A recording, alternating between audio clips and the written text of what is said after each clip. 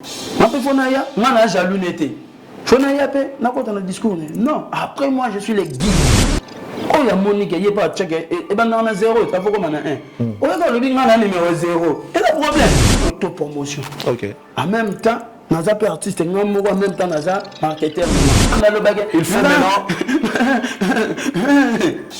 Il faut maintenant faire attention que hérité.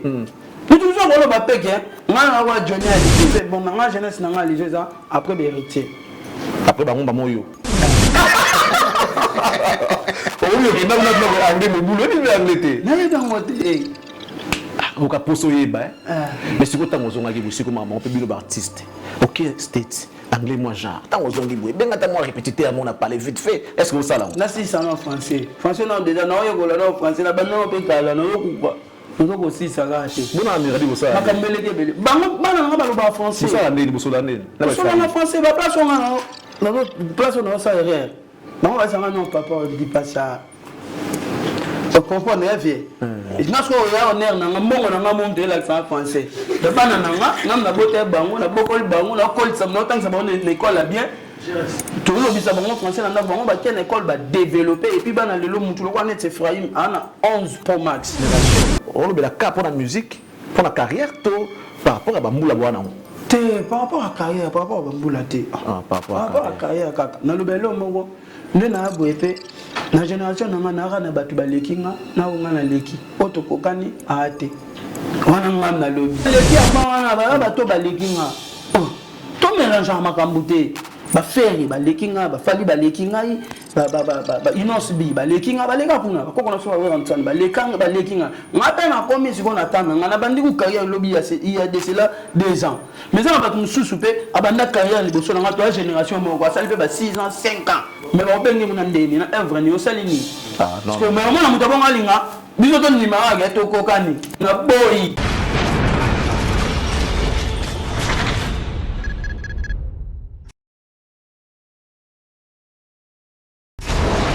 Hela, ma, on a écolo samona voila, roga missile, na ningina loba, oye koya, heya.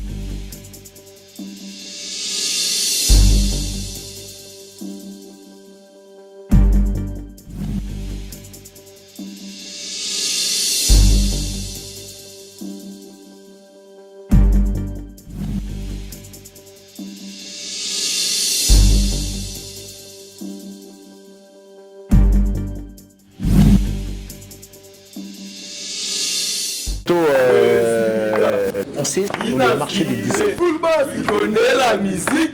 La musique, il connaît. Musique afro molokai. Créer comme on a eu, bêta musique na yo, sur les simbit comme ça moi yali. Afro Congo ils ont déjà énoncé. Tout le monde peut afro molokai. Donc là, on parle de Christian Lema. On a vu voilà musique. Donc il annonce un showcase ce vendredi au village Molokai pour présenter son single devant le public. Pour l'instant, il continue et il demande au public de pouvoir continuer de consommer et télécharger ces belles mélodies qui est Afro Molokai. Nous fait signaler.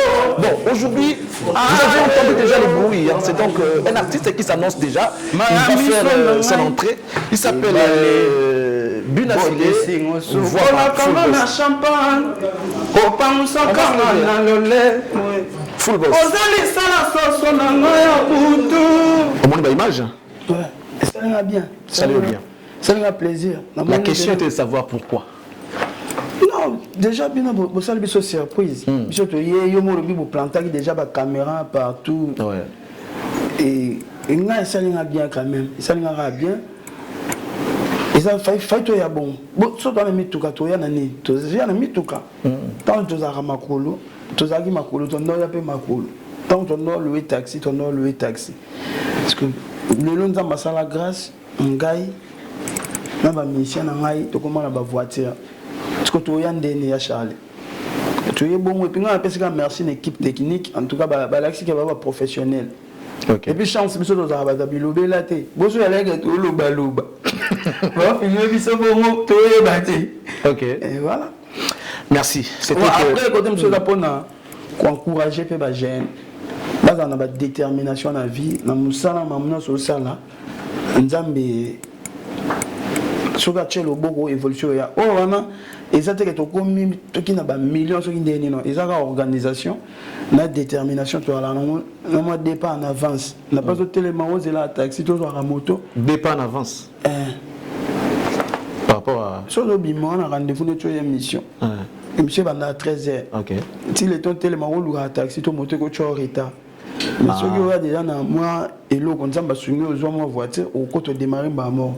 Moi, départ en avance, c'est aux hommes en retard. États-Unis. Ouais. Artistiquement parlant, qu'est-ce que il s'allie dans la vie artiste? Bon, déjà, on a côtoyé l'artiste, il y a États-Unis. On a sali un futur, on a master dans les États-Unis, très japonais. Ok. Voilà. On a joué pas naïe, il n'est pas joué pas naïe.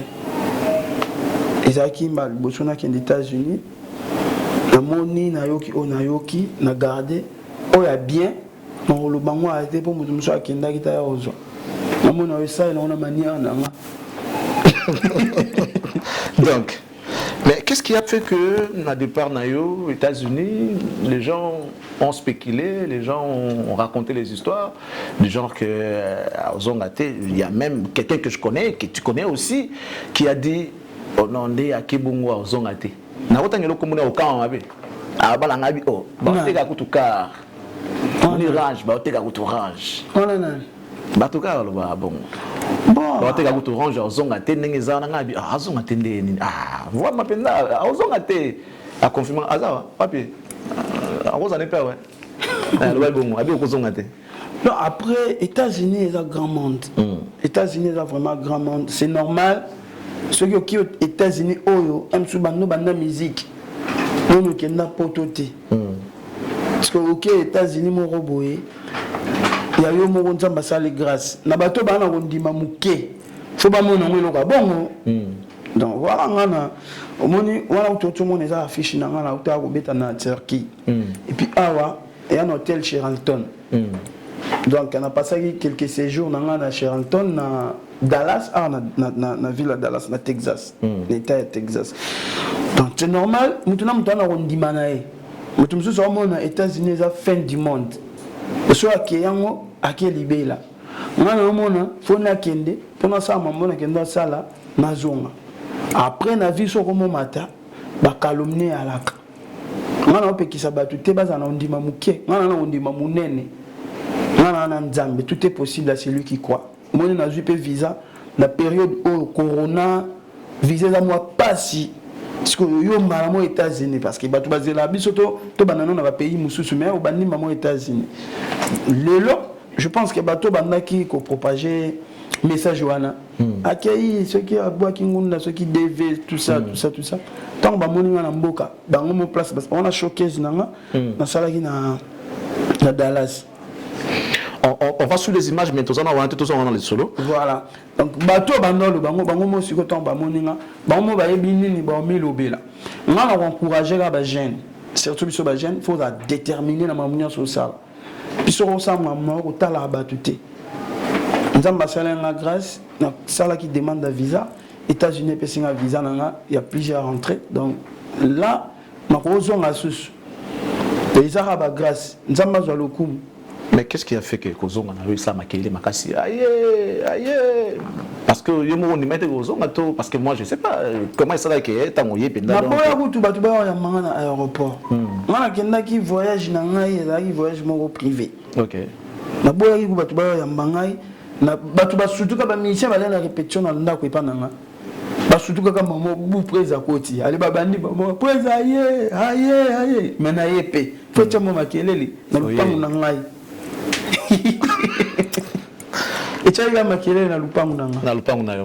alors c'est bien au menu positionnement au Solango pendant la période de la crise sanitaire activité vraiment ils ont arrêté.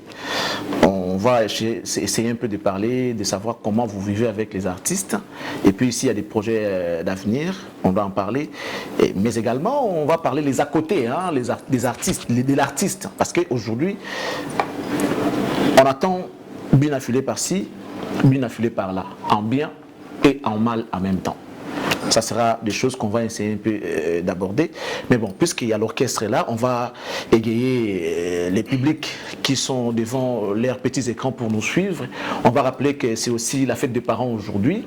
Nous allons profiter pour souhaiter une très bonne fête à tous nos parents et les parents du monde entier qui sont en train de suivre l'émission Impression. Nous profitons pour vous rappeler que vous êtes en direct sur la RTVS1 et que cette émission est produite depuis Kinshasa, la capitale de la République démocratique du Congo. Mention spéciale à un jeune frère que j'aime beaucoup, qui fait bien son travail, et CGI Vinci Loulou. Est-ce que tu es parent? Tu es parent? Bonne fête à toi parce que tu es parent, et bonne fête à vous aussi, mesdames et ceux qui nous suivez. Ceux qui sont parents, en tout cas, nous vous souhaitons bonne fête. On va écouter... Ngonga.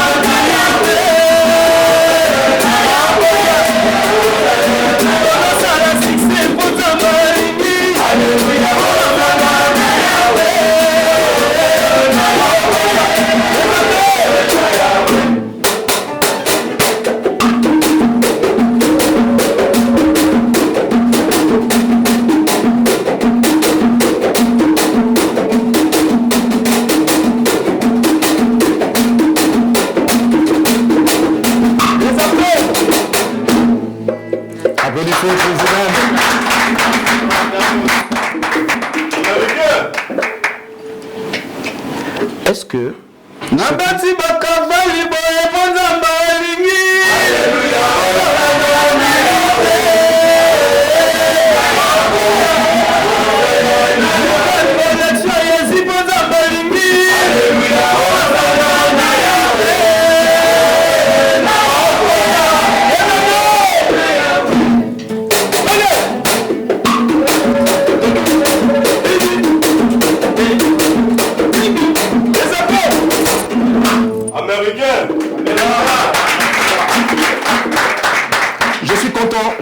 content de l'artiste. Je suis vraiment content de l'évolution de l'artiste, mais il y a des messages, il y a des questions qu'on doit poser à l'artiste. Cet artiste qu'on a vu hier en train de prôner l'humilité, la simplicité, et soudain, tout le monde a cavale lelo. Oh, on a toujours humble, toujours dans l'humilité, mais dans le yoga propre. Il y a bilamba. Ceux qui sont humble, ils ont la cavale, ils ont cavale. Ouais. Il y a un rapport au Ça arrive des fois que au salon de moment à Quito et que peut-être nous allons pas. Chaque fois dans les émissions, on a bien habillé. Bien oui. Mais il y a dans le ballon souvent. Il y a le kuta, non? Quoi t'as lokuta ça veut dire? Quoi t'as lokuta ça veut dire? Oh anakaka oyebi. Il devient un petit peu taquin. Hein? Mais bon, on aime ça, la musique va avec. Mais question moi vous allez bien affilé. Oui, lelo que vous a lumière ou encore exemple pour la Simana. Si. Tu le sais. Makasi. Est-ce que Nande to kende? Parce que ce que vous la Simana, c'est que vous a guide. Ouais. Toi qui n'as pas de bon zélate. Banane. Bato ba la biso comme guide panabon. Déjà non ça la banze mo conseiller bato. Je pense que ba jeune ba na banda kuna ba papa na ba maman na ba grande sœur ba grand frère ba petite sœur ba content comment on a ba bi ke na ba banze moment bo ité ya bato. Ba bi ke naza muto na ligne évolution ba jeune ça ba chanteur na ngai ba musicien na ngai orchestre des gens mais misusu balongwa makolo bakoma na ba véhicule donc voilà ça que dans un jeune monde a déjà évolution bato je voilà n'habite son est-ce que tu es mis dans un moment dans la sanité de là non quelle est la place de la reconnaissance dans la vie artiste, la reconnaissance ou encore la gratitude dans la vie artiste? J'ai été toujours reconnaissant na batunya so basalanga bolamu na mokili. Ils ont la paix au grand frère n'a pas reconnaissant pas na yo voilà na reconnaissant na batunya so.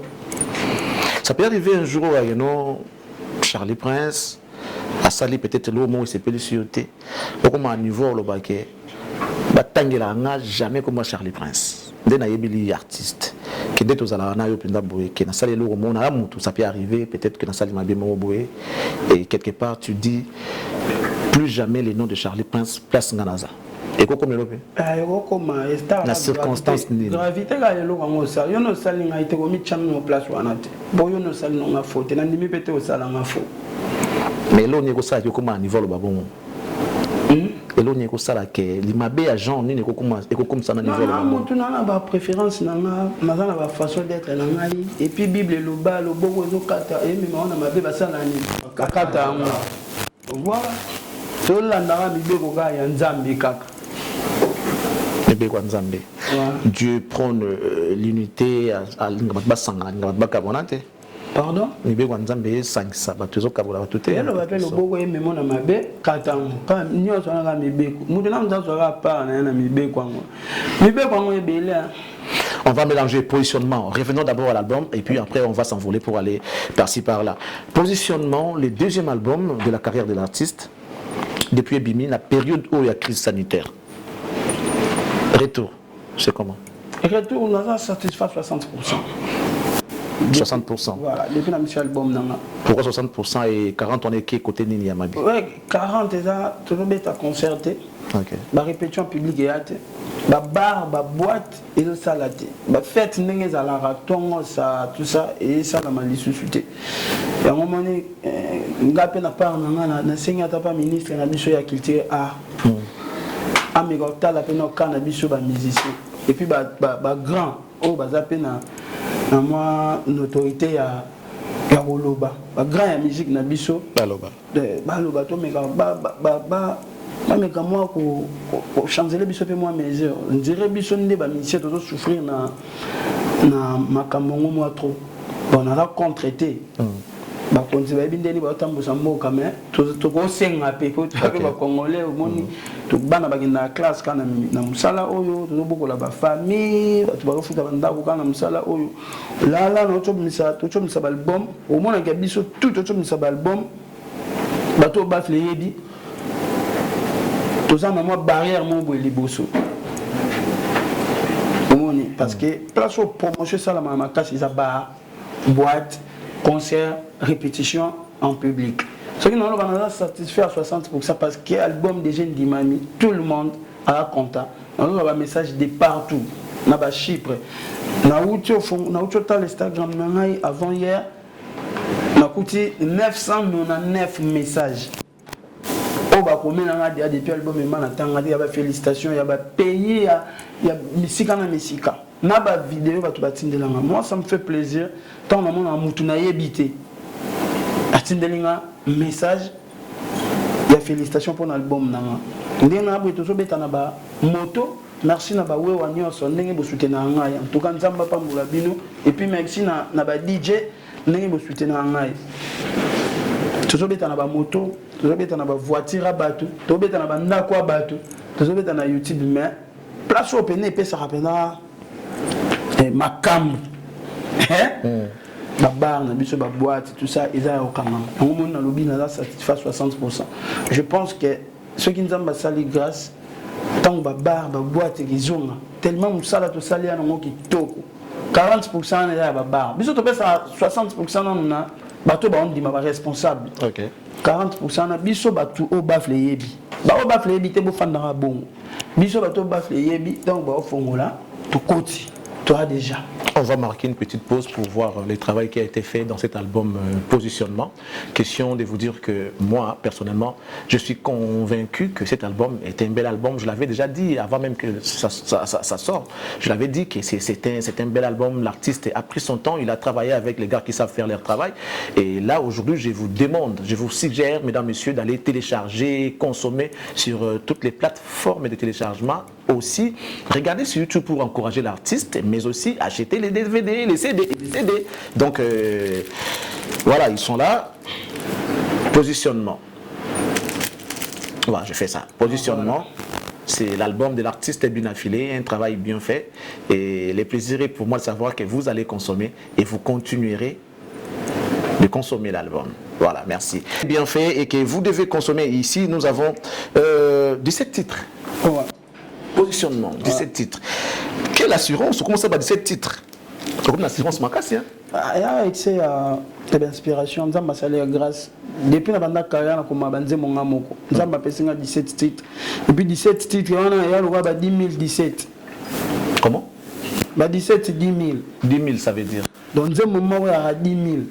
Ah, il y a bongo. Voilà, si vous avez 17, vous avez 10 017. Famille nous avons baraté. Famille nous avons dit que vous avez noté à 10 000 17. Famille va lire la terre. Famille nous avons pas famille mène. Il y a bien surtout la famille. On a 17 000. On a 17 000. 17 000 était. Et 170 000. Voilà. Comme ça, hein? Il y a 10 000 17. Ah, donc 170 000. 17 et 10 000. Ah, tu vas 170 000. Mais aujourd'hui, on a dit que tu as bêta sous conseil. C'est sans compter ma banque. Dans le lobby, il y a Charlie. Aujourd'hui, on a dit que depuis mon baba Corona et Banda, tout ça, tout ça, on a Banda. Mais biso to sombe la musicien na biso ba voiture. Aujourd'hui, on a dit que tu réaliser l'album, to lobaki to bisango date, to bimisiango. On a dit que tu as la promotion. On a dit que tu es aux États-Unis, tu as le clip aux États-Unis. Il y a 17 et 10 000. Qu'est-ce qui fait que d'autres artistes en veulent à Binafilé aujourd'hui? Ou comment on dirait cible Morobo? Je ne sais pas, c'est par rapport à ces comportements que tu as adoptés aujourd'hui, à la bienté ou bien parce que, je ne sais pas, si comment ça la moi genre? Il y a moi. Tu as toutes les questions. Tu as supposé, quoi ça bon? Au moins, Binafilé a début de carrière.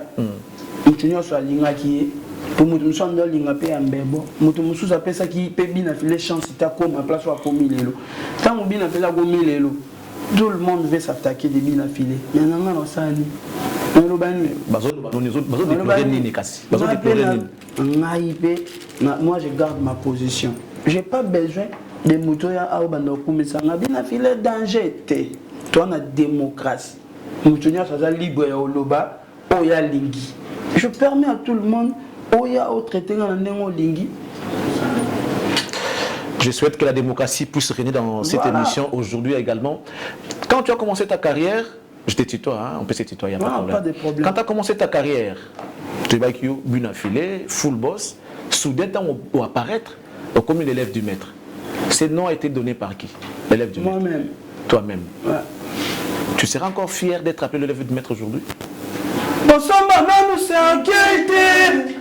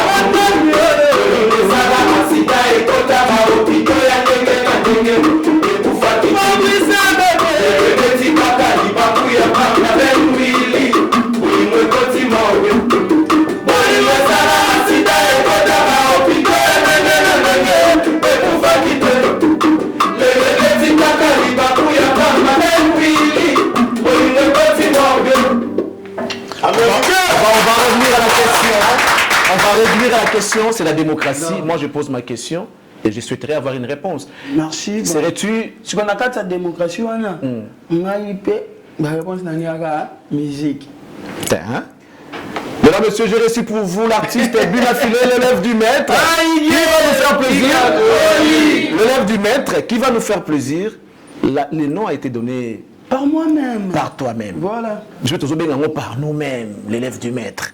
Alors, l'artiste Bunafilé, aujourd'hui, si on ne parlait pas de certains points, ça veut dire que nous sommes passés à côté de l'émission. Les gens voudront que la carrière de l'artiste est à la bien, est à la nègre, tout le monde a eu ça plaisir, ils ont encouragé ma jeune. Si jamais quelqu'un veut se mettre pour intercaler ou encore faire des choses et arrêter soit de carrière à Moutoubien et déranger carrière artiste, les Congolais vont s'attaquer à lui. Mais nous devons savoir les vraies raisons qui font à ce que les gens t'en veulent.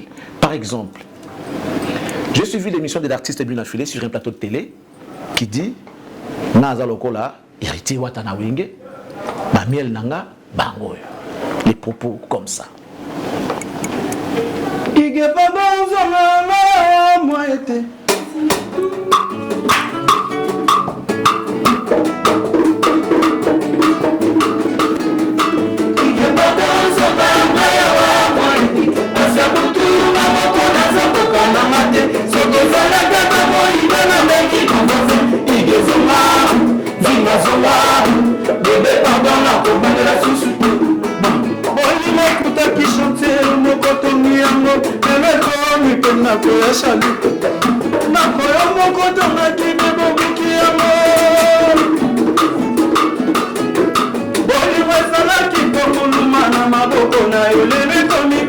La trésor, Massia, Bolima Betty, Babuya,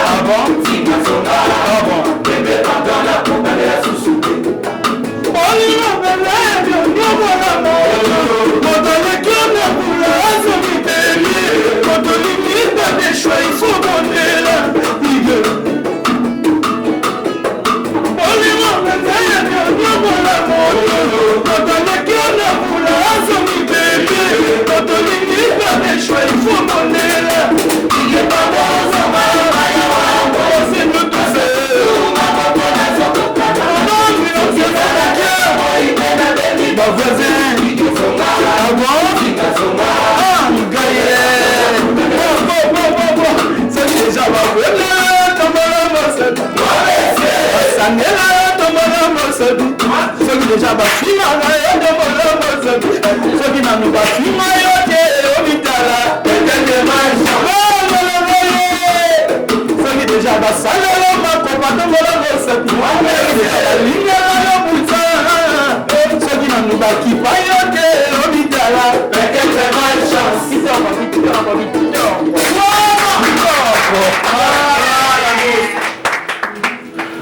L'homme. Est-ce qu'on peut revenir à la question? Oyo, Yosa héritier Wata. Mais tout ça, la démocratie, ce qui, en fait, si on a le lobby n'a hérité, est-ce que le pays s'est fait mourir le bagage miel? Est-ce que on a le pays s'est mourir? Mais tout ça, on a le bagage, on a le roi où est rappé. Mais pourquoi Kassikolo? Mais le lobby, bon, parce que là, mon confrère, on travaille ici comme moi. C'est simple. La différence, c'est que nous avons leader au mieux pour nous héritier. Quand on a pris un hérité, moi, je ne sais pas pourquoi on a pris un hérité. Oh, maman, tu vas mettre dans la wingette. Il y a Charlie, il y a bien. Je vous respecte beaucoup, tu es mon vieux. Ma carrière, vous étiez toujours là pour nous. Et je suis toujours. Voilà, vous appelez toujours. Tu le suis toujours aux Arana. Comment je dirais ceci. Je n'ai pas besoin de questions où il y a un niveau dans ma tête. Bien. Tu estimes seulement que question est à un niveau na moi j'ai pris que tes propos. C'est pour dire maintenant que il y a des choses qu'on a vu nayo, nous on trouve pas ça important par exemple. Il y a Charlie. J'ai pas besoin hein, il y a Ozaka na batunyo sur les boké sur kindélité. On a besoin na nzambe, na ba vrai. Bato balinganga na bolingwa solo. Que ce soit joueur, que ce soit artiste et musicien, que ce soit artiste et comédien, que ce soit chroniqueur, chroniqueuse. Je n'ai pas besoin de vous entourer, c'est caca, bien, ce jeu des raisons. On le va avec des raisons. Moi, je ne suis pas un hypocrite. Je suis comme ça. Et puis, on a une mission, on a une mission. On a une mission. Atina na mokili ana mission na yatsa na nzoto nanga mission na nzamba okata ngote po na batu nzamba okata ko pambola ngate po batu bakomo linga bazala contre nazo lobelo komo ba o balingi ba inisanga pa nzambe ba batu basala bosala ba discours bosala ba interview bolo ba mabe po na batu ba inanga mais est-ce que beaucoup inisanga pa nzambe c'est ça le problème po nzambe na bi mitema na biso mutu so ya fani azo finga nga aza jaloux ce qu'on a no sanene Après, il y a jaloux n'était. Il discours. Non, après moi, je suis le guide. Chaque jour, je suis le numéro 1 de cette génération. Oh, il y a Monique, il n'y a pas de check. Et ben, on a 0, ça faut qu'on a 1. Oh, il y a le numéro 0. C'est le problème. Donc, il y a en fait, non, le bel homme, on va orgueiller tout ça. Tu as bien autopromotion, SCG. Voilà. Continuons, ça va bien. Voilà. Voilà, ça l'autopromotion. Ok. En même temps, dans un artiste, en même temps, dans un marketeur, je dois me vendre comme il se doit. Mais il faut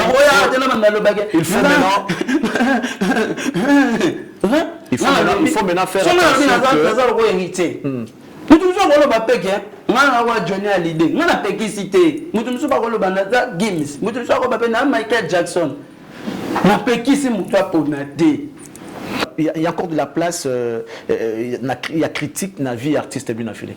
Parce qu'apparemment, l'artiste, je ne sais pas, parce qu'il y a des gens qui ont fait des critiques scientifiques pour amener l'artiste à la croissance ou encore à l'évolution. Mais ça veut dire qu'ils ont pété sous bien.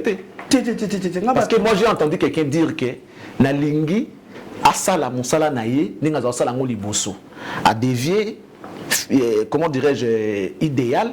À comment on a la futilité, à ça la promotion album parce que l'album n'a pas quotidien et tu en veux à cet artiste là aujourd'hui. Je sais pas.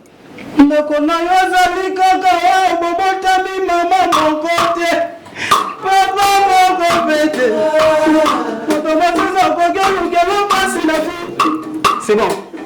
Ok. Je peux espérer avoir la réponse. Il y a pas de moi la réponse est dans Nzembo. Na ko boire mutu te. Mais au cadre de la réalité te. Ça cadre pas avec la réalité. Na ko boire mutu te star avant ya mbongo. Oh lingi le bangala. Américain. Oh!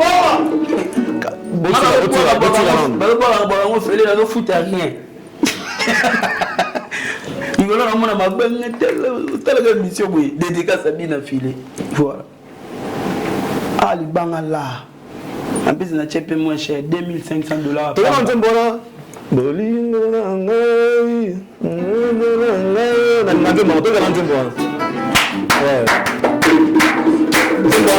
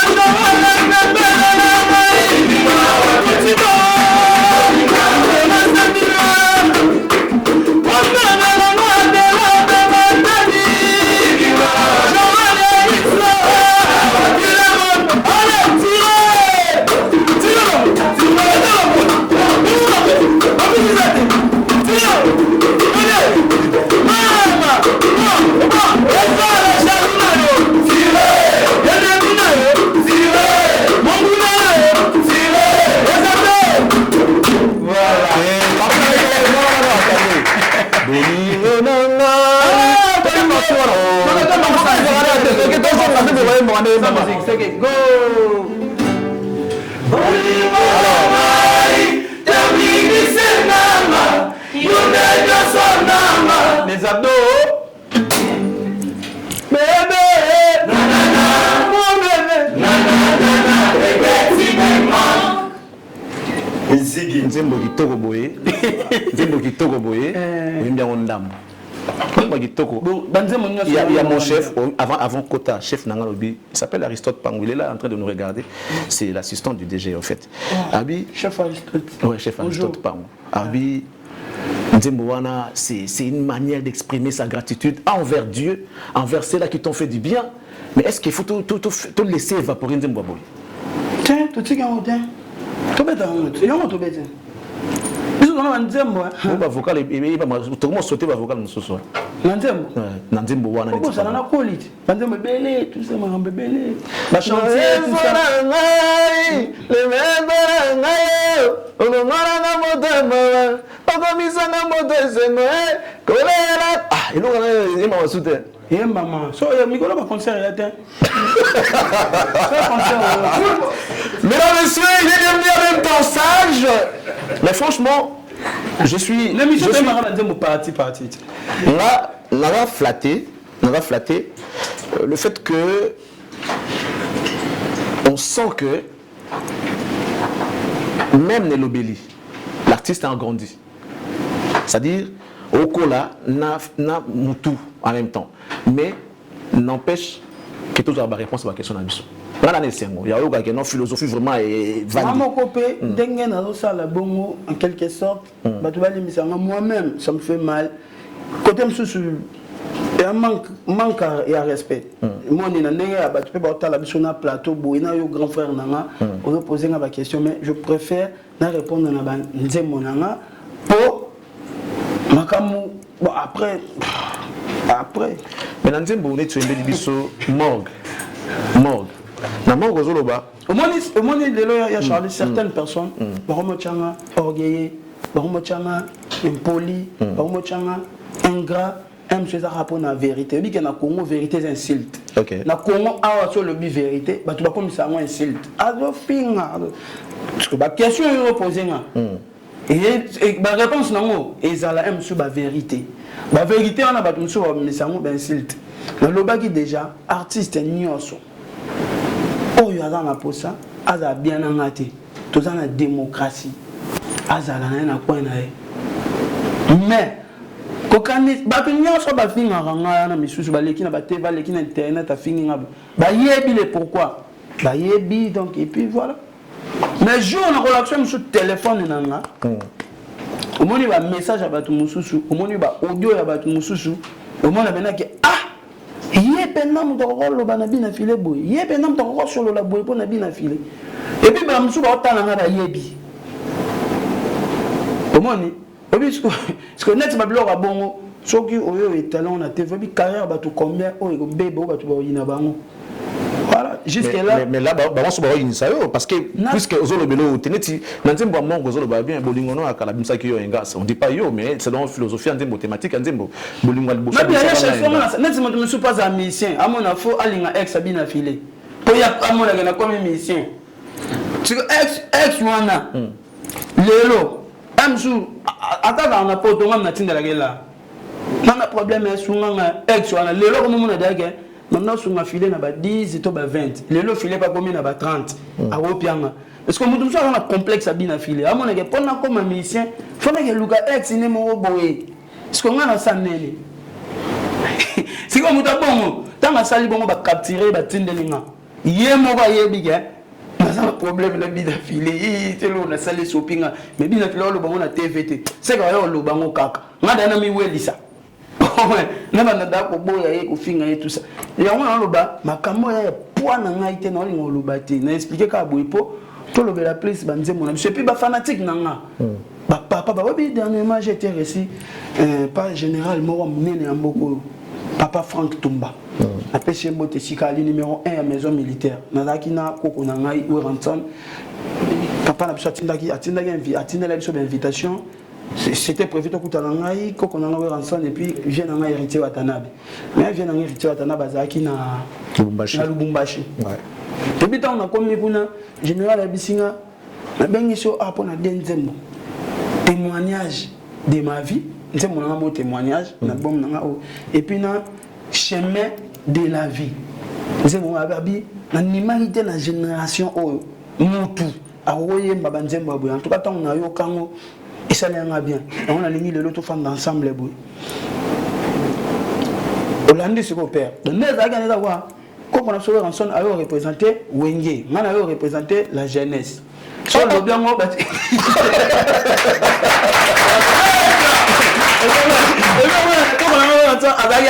représenté Wenge. On a représenté la jeunesse. On a à l'aise. La jeunesse. On a à l'aise. Viens à ce héritier à ta personne à la représenter la génération. Vous comprenez? On a une présence, il dérange à pénaté. À mon avis, le petit le vole bien, ça la boulot bien, on mérite pas dans l'obité qui est au cocani. Mais, ben, ça a bien place à bon, on a qu'on a besoin d'entendre. Et puis, le jour où on fait un paquet, il a collé.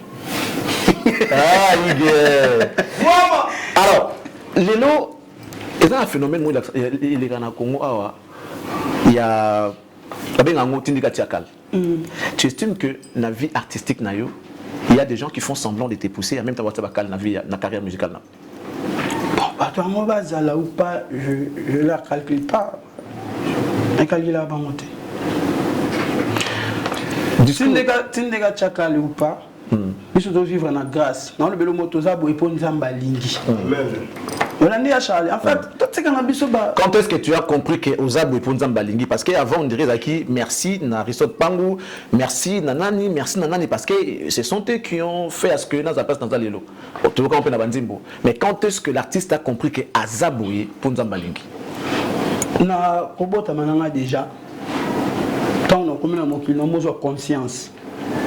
On a que Nazabo est pour Nzamba lingi.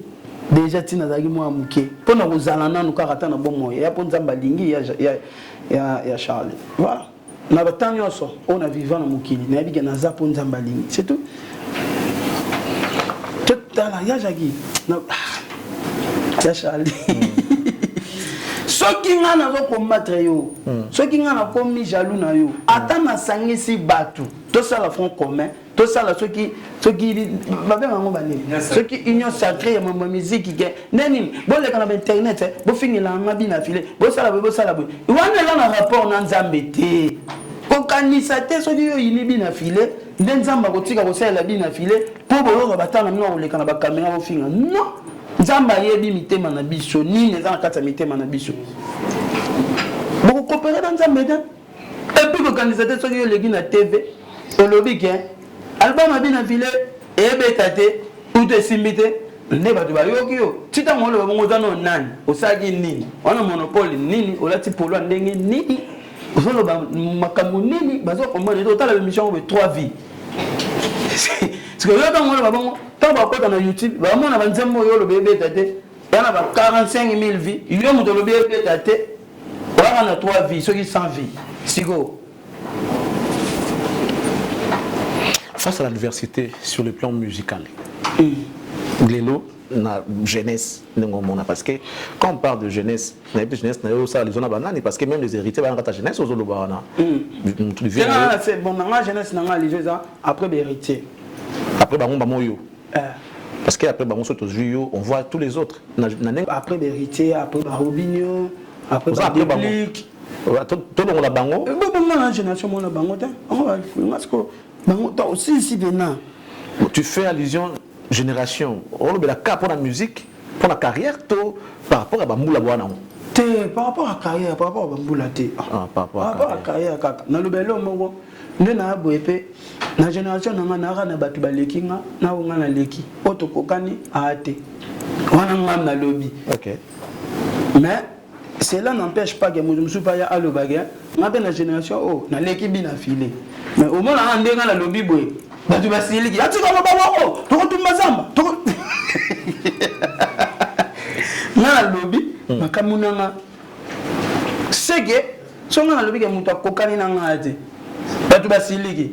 C'est que, on a pas ça kokana nanga. Faut comprendre maman roba, ça pas fanatique nanga. Pour ça, on a maman, tu vas kokani ça maman nanga. On a boy nanga to kokan. Na lobby, na rana batu ba lekinga na ongana leki.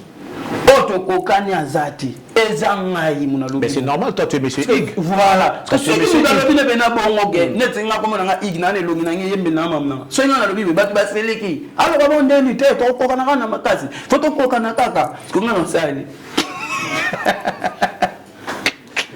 Quel est le secret de ta stabilité sur le plan musical à l'âge de ces années? Secret ça. Qu'on travaille, qu'on bosse, et puis qu'on a communion à Baninga, Bamasta, Kokabaïda, Bamassa, l'inspiration, et puis voilà, c'est qu'il y a un travail, si on a un travail, on a gauche, droite, on a un maman, et on a un résultat bien haut, on a un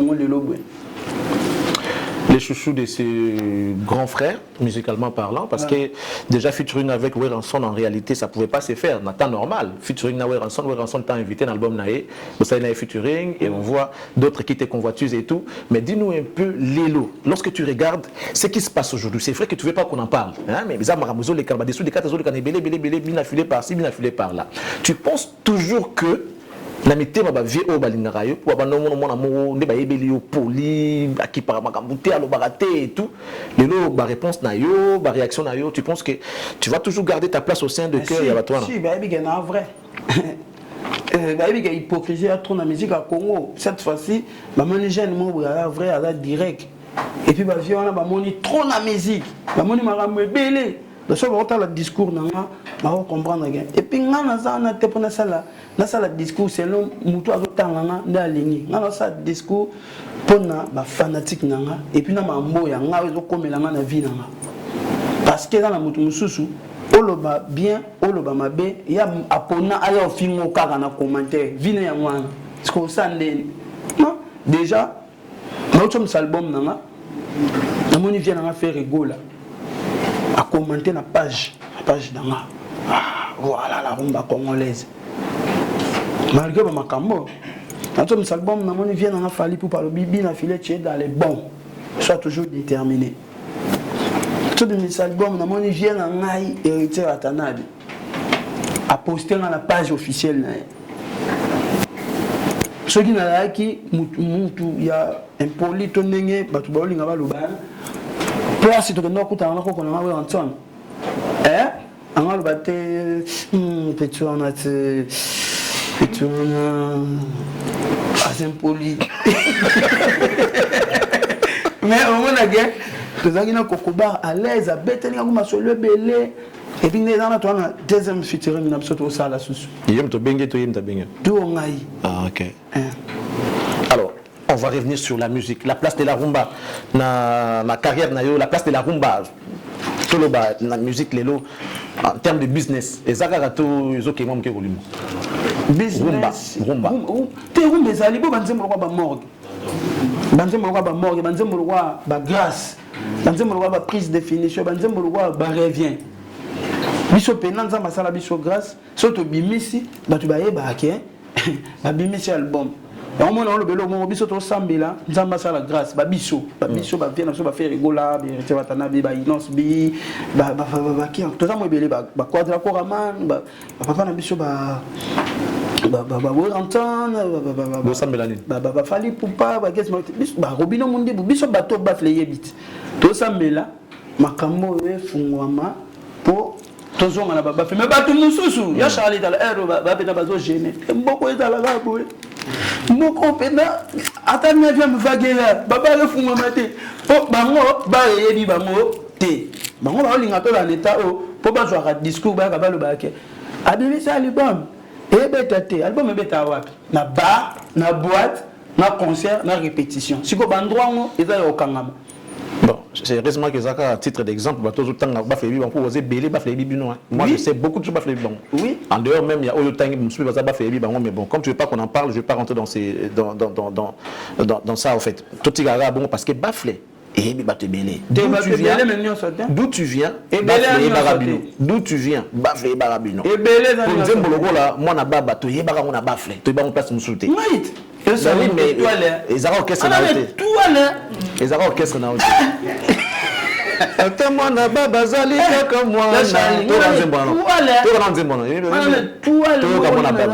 On va écouter mon baba pour faire plaisir. Moi problème na kangamane na mambakala te na comme sango lokwa yango ndenga. Moni na vie so za ko évoluer. Yana ba tumswa yana ba tumswa ko la moni voiture. Ya voiture na soma ngo na 2000 ans. Mais na tambola na ngosuté et la voiture à liboso do voilà mais so moni ka muta ko molo ba. Ata le na makolo. La 2000 ans na voiture mo boy c'est que a évolué te. Donc ngai lelo. Na je continue bien na simba mazibo ki baboya babeti na teruba bi pour football ça lingate bana continue bien mais ça nzembo na yo wana tuna ko question est-ce qu'il y a des chansons mais na ko s'accaparer quand on monter parce que nzamba salinga grâce en dehors à moi na baba na ba nzembo pe ba mon choix et ba revient au ba yebi pe ba sepela na tant tu auras concert c'est que nous avons na nzembo na kala c'est que ya sika ezate nga siko na scène tant tu auras concert au scène na beta rangote nzembo na moi baba eza ngam na composant mais na beta rangote pourquoi pour na la kisage ce qui nzembo na commission na 3% le long na sali be fort na ba 7% na 10% yanga donc on a pesa ba 10% na na ko ki ignorer grâce au nzamba sali linga ite lelo na ko mama na kangama na nini ce que moni mutu atana ba concert na beta ra nzembo orchestre place à uta et yango ka comme le voir prise na c'est que na lelo bazate on a lo ba tumsu ba flebi bangote non moi c'est les capable ah na convaincre nga oui moi ni ça va venir oh mais yango na lo ba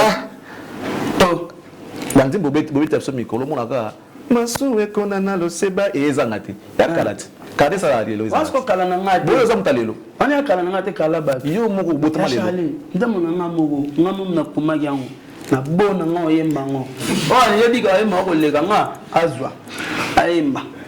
Sur de lui, mesdames, messieurs, parce qu'il sait faire son travail, c'est très bien. Alors, on va rapidement parler d'album Positionnement, parce que nous chutons, nous tournons à dernier virage, il y a émission Nabisso, on parle de positionnement. 17 titres à la disposition de tes consommateurs. Alors, papa botam no bola ta couche, on sommes jeune journée. Ka couche. Oh, tana okota, on fait sa réponse au Yemba Nzembo. Tana autour question au Yemba Nzembo. Ça la fois. Na ta couche. Bon, so papa botio. Alors là tu se couche. L'obio me fait comme la maison sur ma pantalon. Yo va coucher. Attends là tu pantalon va coucher papa là c'est. Il est comique en même temps l'artiste, je l'aime. Je l'aime parce que c'est un monsieur bien, il est correct. To finge la yeye. Papa va où? Papa va mal, t'as tu as fini le bafé. Finge la yeye. Oya lembi. Yemo kwazo kokate. Igaleki mayele. Azocha ebakao. Ya mwatindi biso. To finge la yeye.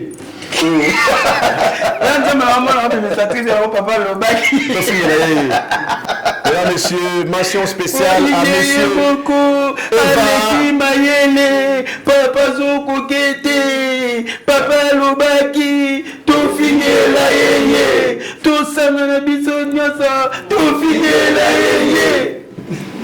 Eva Moiri, la Autriche, grand prêtre, mon ami, je te salue. Je salue Dadi Mavungu Vungule, sans oublier, mesdames, messieurs, Ange Manda, le petit frère de Manda Chante, qui est de l'autre côté de la Turquie, à Istanbul.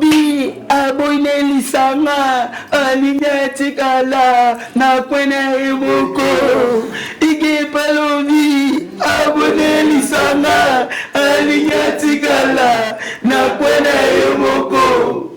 Papa Lobaki. Mon fille la maille, pour maille,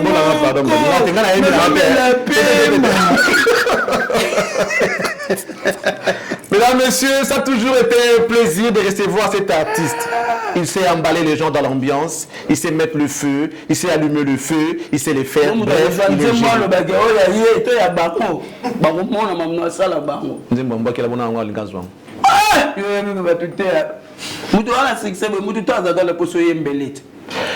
Bien habillé aujourd'hui, en jeans, relax, mais bon, on voit des cavaliers, on voit... Yes, une nouvelle collection. On est dans le Barana State. Ah non, on va dire mon state. Oh oui, ok, non, anglais, mais boulot, il est anglais. Non, il est anglais. On va poser mais si vous avez un peu de artiste, ok, state, anglais, moi, genre, tant aux anglais, ben, moi, répéter à mon a parlé vite fait. Est-ce que vous savez? Là, si ça en français. Français, non, déjà, non, il y a français, là, non, on peut caler, non, pourquoi? Nous avons aussi ça raté. Vous n'avez pas dit ça. Vous n'avez pas dit français. Vous avez dit ça. Vous avez français, la place on a ça derrière. Non, ça va non, papa, on dit pas ça. Vous comprenez, vieux. Et nous on est en monté l'accent français. De banana, on a beauté bango, on a beaucoup de bango, on a collé ça, on a ça l'école bien. Tout le monde a français, on a bango, une école va développer et puis banana le moutou, on est Ephraim, on a 11 Pro Max. iPhone 11 Pro Max, moi, il a 13 ans. Donc, il a développé des bébés et tout ça. Donc, il y a français, après, il y a l'anglais. Et puis, il y a tonalité. Il y a la langue française. Il y a tonalité, mais il y a gafé. Il y a complexe. Oui, il y a complexe. Notre salle, c'est Afrique numéro 1. Africa Radio. Notre salle, émission Africa Radio. Dans quelle langue? En direct de la France. En tout cas, au fond, on a bêta ce que c'était. Est-ce que fil de montagnard, je pense qu'il y a bien Charles. Alors, journaliste et radio, en France, ok. On a en France. Mais à Monique, garçon a dérangé. Dans cette émission, on a fil de montagnard en français pendant 30 minutes. C'était un duplex? Ouais, téléphone, ok. Le téléphone. Non, on a qu'une France. Et dans l'émission. Donc, il y aura des autres qui vont le faire à un moment là-bas. Il faut pas faire. On va l'équipe avant, on va l'équipe. Tout mélange en macambouté. Ba ferry, ba lekinga, ba fali ba lekinga, ba inosbi, ba lekinga, ba lega kuna. Ko kona so wa rentana, ba lekanga, ba lekinga. Ngapé na komi si kona tanga, ngana bandi ku carrière lobby il y a de cela 2 ans. Mais ça va nous sous-souper, abanda carrière liboso na toi génération mo ko sali pe ba 6 ans, 5 ans. Mais ba bengi muna ndeni na œuvre ni osali ni. Ah non. Parce que mais mona muto bonga linga, biso to ni ma ga to kokani. Na boy. To kokana te. To kokana komba na boy. Tu l'as fait en quelle langue? En français. En français. Oui. Tout bangaté pour les Arabe, moi déjà. Et puis bah quand on suis en Nord, on suis en Kanama. Et puis avoir professionnel le roi yo. À couvrir. À couvrir. À répéter. Benengai. On a benengai. Et puis voilà, et là on passe peu là dans la mingi. Non le ba. Et puis moi le binanga, abina le français à classe. Le français à goûter. Oh, il y a des gens qui ont des articles, ils ont conjugué. En français, il y a classe, il y a des gens bah ouais, non, c'est bien ça. Donc, on a posé plus la langue française que tonalité. Parce que les gens français ont tonalité. T'as le bon bang mais banga au faire fiera. T'as le commentaire, moi, le complexe. Donc, est-ce qu'on a limité? Nous sommes la honte à famille, nous sommes la banane. Nous sommes papa, le français, mais nous sommes le lingala. Vous avez 5 minutes avant de clore l'émission, Ouais. de mettre l'ambiance et de parler avec votre cœur à tous ceux-là qui nous suivent en ce net moment. Je pense que ça sera suffisant, hein, 5 minutes pour parler avec tous ces mondes-là. Et moi, je tiens sincèrement à te remercier. On a passé des bons moments ensemble. Merci. On te souhaite bonne chance pour l'album Positionnement. Un très bon album, un très bel album, allais-je dire. J'ai auditionné quelques chansons comme Grâce. Il y en a tant d'autres. Chemin de la vie. On a bien un très bon album. Mais il est très bel album. Dans ce combat de thé. Il a album est comme une féminin. Et ça a masculin. Bien sûr. Voilà. Chemin de la vie. La tonalité, car on a posé un article, il va conjuguer ça, il y a la tonalité. Ma casque en tonalité. Après, c'est un bel album. Mesdames, Messieurs, on va accorder à l'artiste quelques moments de parler avec vous qui êtes ses fans, vous qui êtes téléspectateurs de l'émission Impression. Je tiens à remercier Nadim Avungu Vungule, Pulchéri Souka, femme d'affaires, Bibi chez Oumou depuis les États-Unis. Un grand merci à Pépé Mbongo Maboko Bank, mon ami Bambote Ebele. Mais lorsqu'on se calme, c'est pour saluer la grande dame. Derrière un grand homme, il y a toujours une grande dame. Je la salue. Temple du plaisir. Maman Paradis, Astrid de Moulinda, Temple du Cœur. Biki Rouge, bois mère. Ouais. Mère Astrid de Moulinda, Temple du plaisir, Maman la Paradis, n'a pas ses mots de sérieux. Kitoko. Kitoko, n'est-ce pas Salobara. Obaneni. Kitoko. Kitoko. Alors, messieurs, dames, je vous laisse avec l'artiste pour communiquer avec vous. Question de vous remercier si possible et de vous donner des programmes qui vont venir pour la suite. Et puis surtout, nous vous demandons de pouvoir consommer cet album. Papi Lele. Sola album on a Luanda. Il y a Michel Nguema Solango. Il y a Laurent Sokoko Solango. Didi Kinouani, mon vieux bourgeois Sola album Oyo. Mamadou Aricho de tous les temps. Sola album Oyo. Ata Okenda dans l'au-delà. Elvis Maël et Manda Chouva. Règne sans fin. Yebisan Kolo. Qui est un artiste. Moura bien. Asa bien. Ba Evra bien. Bien, Azapé gentil, et puis il continue à être vrai, et du reste est vrai. Il s'appelle Bu Nafilé, full boss, monsieur Yves. Vrai et puis fort. Pas d'assurance. Non, c'est que l'assurance ne n'a pas. En plus, je suis une drangueta, Nostradamus, Tagré, tout à Talibende. Fort. Autant la fiche, il y a le monde affiche dans les ans. Dans la ciment, dans la liboso, dans la gauche, dans la droite. Il faut contrôler partout. Non, ce qui déjà nous a stallé à comment il va dans mon touté. Tu vas communiquer avec ton public. C'est fort. Communiquer non. C'est un problème. C'est un qui sait que qui est vrai. Et puis, et Simba. C'est un autre. Et puis, comme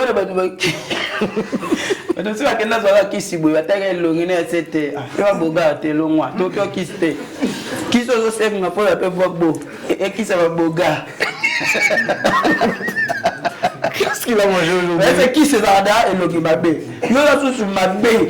Il y a sous qui c'est beaucoup maintenant. Alors, communiquer. Qui c'est diminuer moi beauté? Parce qu'il faut la donner à moi beauté.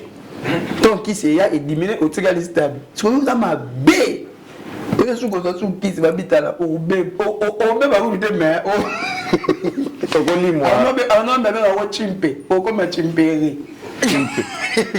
Merci Arnaud Wambi, merci à toute l'équipe de l'artiste. Je pense Dropenzaou, qui d'autre?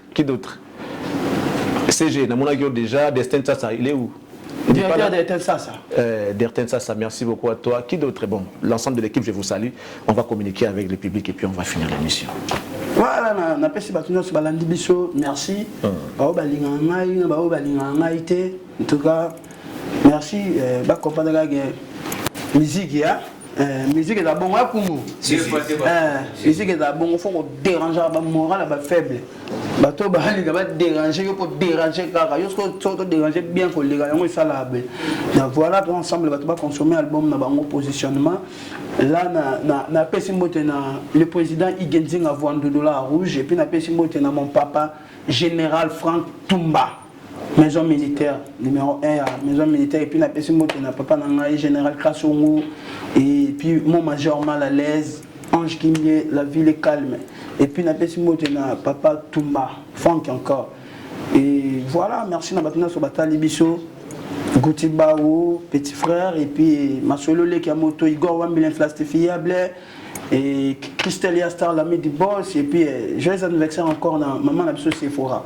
Et puis Napesimbo, Jojo Mopila, et Nico Swaget, Chic Bende, Joël Yaïswa, na staff Nanga Angola, Guilain Mondo Pentacle, président Papi Sakata, Nani Die, Bosani, Nani. Deshik Ngolo, Patungolo, Lajo Muzombo Lajo, Smith Big Blé, Titina Malila Luanda, voilà, et puis Arsenal Beauté dans Luanda, orchestre et un succès. Voilà. Un grand merci à. Et puis bon séjour au pays, Joël et Aïswa. Noëlla Lunengo, maman sociale. Yanga qui nous suit depuis l'IMT, merci beaucoup. Merci à Sandra Malone dans la lumière de Bandal. Un grand merci notamment à My.ss. Mon est l'ingotan ça bana siko yango ana 3 en G2. Alors ça la droit maître Jemima Lingibato Alida. Ndoya mère nanga siko. Elle nango yango. Mala baxi susu merci na papa nangai Fidèle Mundembe, monsieur surprise. Papa Fidèle Mundembe, monsieur surprise, merci pour tout.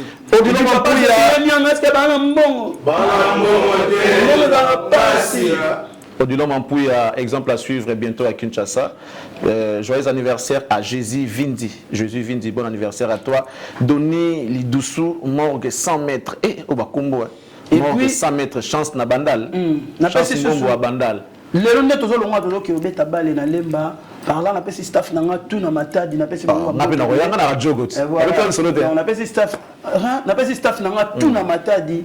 Bambote oza encadré par Mitterrand Sangiloa, Yamatadi et puis Adela. En tout cas, tous ensemble, on appelle si bon dimanche Escabali, ingénieur Joris Konka, Joël Pembele dans notre loin. Sans oublier Jidi Bitolo, ma tête na maboko. Et puis CG Yves Siloulou, GSAMI, les saints. Ils font du bon boulot. Merci. CG Yves et puis d'Ertensas à Joël Pembele. Merci beaucoup à vous tous. On va se lever pour mettre l'ambiance et puis on va se quitter. Hein. Après l'ambiance, on se quitte. Les gars, mettez sur musique Toyim, Batobina pour musique on a évité quoi. Ah, il est Pola. Il est Cavalli. Il est Cavalli. Aussi, vous tout fait le nécessaire. Ça a été pour nous un réel plaisir de savoir que vous êtes là. Le chef Aristote Pangou. Merci beaucoup. Madame Benoît Temoya, merci. Jules Vazolandonga.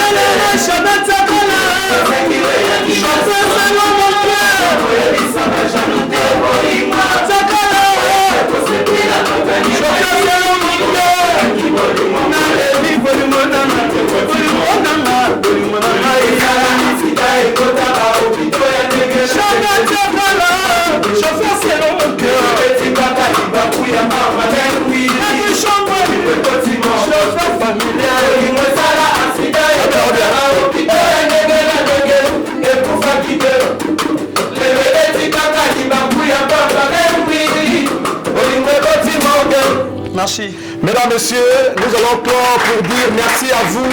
Suivez-nous en rediffusion jeudi à partir de 13h, mais le dimanche prochain, ceux qui nous ont baillé, mention spéciale avant de finir. Guilhem Moulenda, merci beaucoup à toi.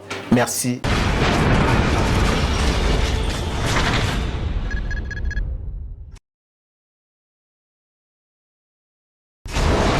Hela, ma, on a écolo samona voilà. Roga roga misile, na ningina loba. Oye koya, heya.